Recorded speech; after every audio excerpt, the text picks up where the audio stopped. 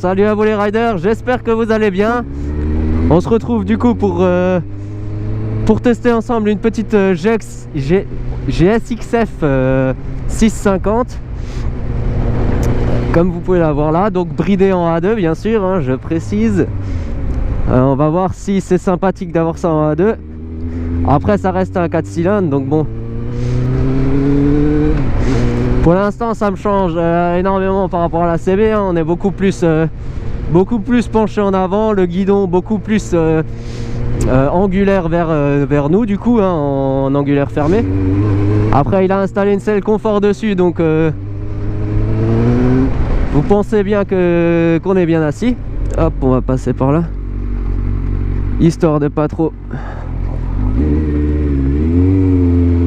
se paumer.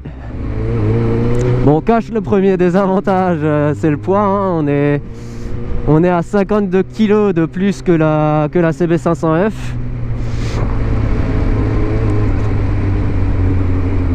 Donc ça, on n'y échappe pas, hein. Plus gros moteur, plus gros poids.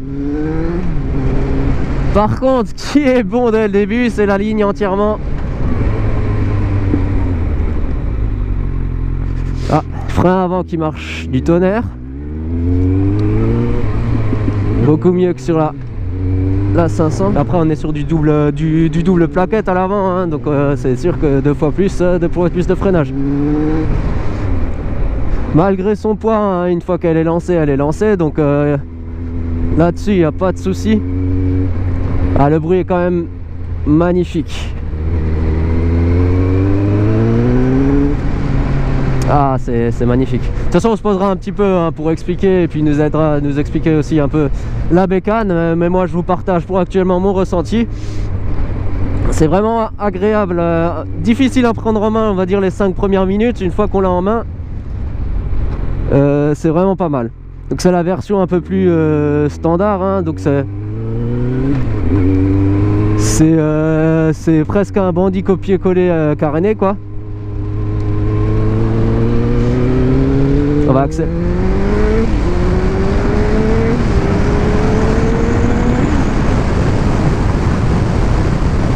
Ah, malgré le bridage, hein, ça marche bien. C'est pas mal. C'est vraiment sympa. Après c'est sûr, c'est un 4 cylindres bridé, hein, on va pas faire de miracle. Alors par contre, cache quelque chose qui m'a de suite sauté à la main, c'est ce putain de klaxon exactement à l'endroit où il y a les clignotants quoi. Genre ça par exemple, c'est ouais bof. Dès qu'on veut mettre le clignotant au début, on appuie sur le klaxon, hein. Là c'est klaxon clignotant. Au moins on vous entend et on vous voit arriver, mais bon, c'est pas trop le but quoi. Après au niveau de la protection, la bulle elle protège vachement bien. C'est sûr que comparé au CB500, il n'y a pas de photo quoi. Après là on est sur une moto qui est clairement dans son élément, dans les routes de campagne ou sur les grosses routes, hein. Là n'allez pas faire de la ville avec, c'est beaucoup moins agréable. Malgré qu'elle s'en sort plutôt bien, hein, je vais pas vous le cacher. Elle reste maniable, mais bon, je veux dire, son élément c'est carrément pas la ville quoi. Vous allez galérer comme pas deux. C'est pas non plus une sportive, donc voilà, c'est un juste milieu entre le roadster et la sportive. On est un petit peu au milieu. Alors, est-ce que je vais réussir à faire un petit demi-tour là? Hop. Hop.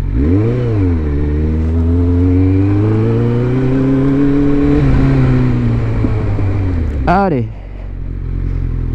Ouais. Je sais pas par contre pourquoi ils sont réglés.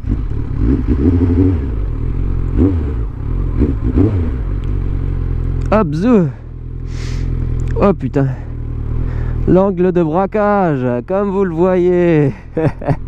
J'aurais déjà fait 2 tours avec la CB, mais c'est pas ça son côté positif.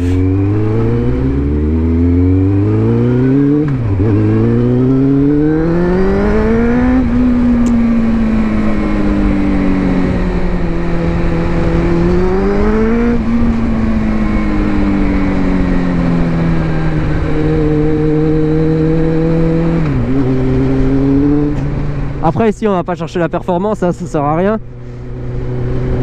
Si on veut la perf, on va pas prendre un 4 cylindres en A2, hein, je vous le dis clairement, c'est chercher ailleurs si vous allez vous ennuyer. Par contre le confort il est là. Avec la SL confort là, waouh, comparé à la CB c'est hallucinant. On sent vraiment la position mi-sportive, hein. Plus inclinée que la CB, mais pas non plus autant qu'une sportive quoi. Vraiment une position assise où là on pourrait amasser les kilomètres je pense sans aucun problème. C'est vraiment une moto avec laquelle je pense vous pouvez partir en voyage sans problème, sans vous soucier. Là où la CB je le ferais moins quoi. On peut, mais bon, je le ferais beaucoup moins. J'aurais pas envie d'amasser les kilomètres avec la CB quoi. Personnellement, après ça c'est un avis personnel, hein. Ah, elle est vraiment sympa. Et le bruit est typique du 4 cylindres quoi, c'est vraiment agréable. De toute façon on va en discuter un peu avec le propriétaire, hein. On verra ce qu'il nous en raconte, ce qu'il nous explique. De toute façon il y a eu pas mal de modifications, vous le verrez aussi, hein. C'est vraiment, si vous avez envie d'avaler les kilomètres, n'hésitez pas, prenez celle-là, il y a vraiment, enfin c'est hallucinant.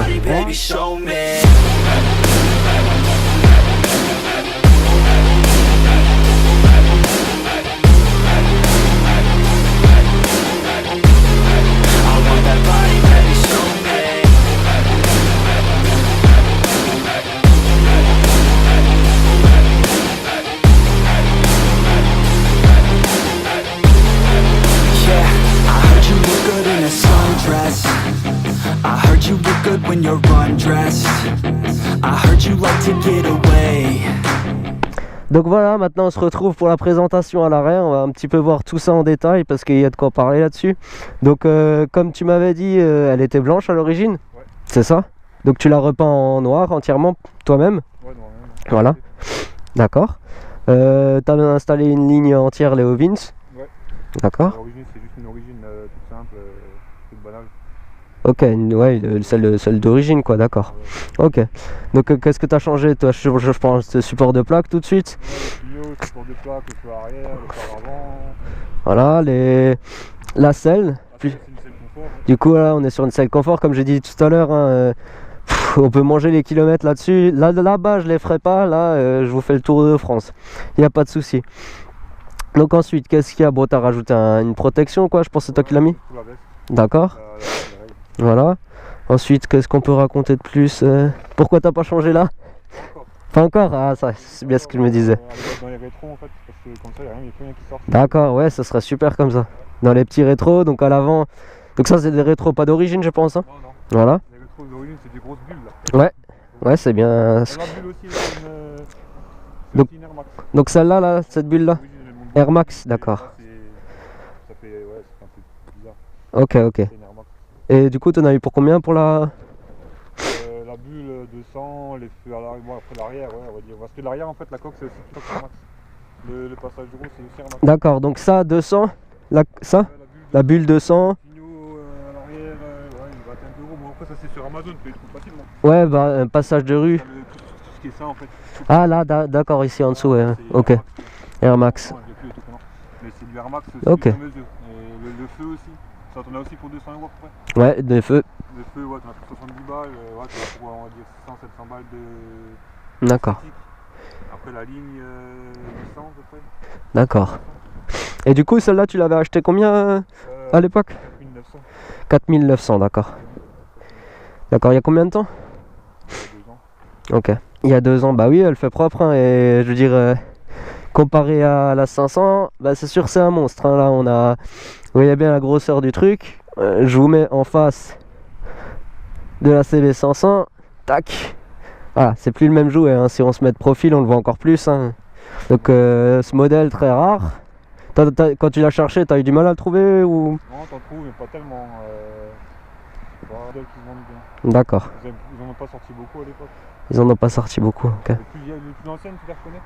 Ouais. Là, t'en vois beaucoup des bleues et blanches. D'accord. Mais c'est pas un modèle qui a bien marché. D'accord. C'est plus le bandit qui a marché. Ouais. Donc tu me disais, c'est sur le support du bandit en fait, juste un bandit caréné quoi. Ouais, voilà, bandit caréné, ouais. c'est la base d'un bandit en fait. Donc comme on voit ici, là on reconnaît bien l'arrière du bandit, on reconnaît bien aussi le réservoir. C'est sûr que si on prend juste l'arrière, on se dit putain c'est un bandit quoi. Ils ont juste rajouté le carénage devant. C'est le même moteur, c'est le même... D'accord. base d'un bandit. Ok. Super. Du coup satisfait en A2 alors? Ah, nickel, c'est une belle lutte. D'accord. Confortable en plus. Ouais, ça... Le bruit, ça va, ça fait... Bah le bruit avec la ligne c'est super quoi, c'est vraiment... Pas de bruit pour un 2. Et je trouve que c'est même pas trop non plus avec la ligne parce qu'il y a des lignes des fois ça gueule à tu vas et là je trouve que c'est encore agréable et...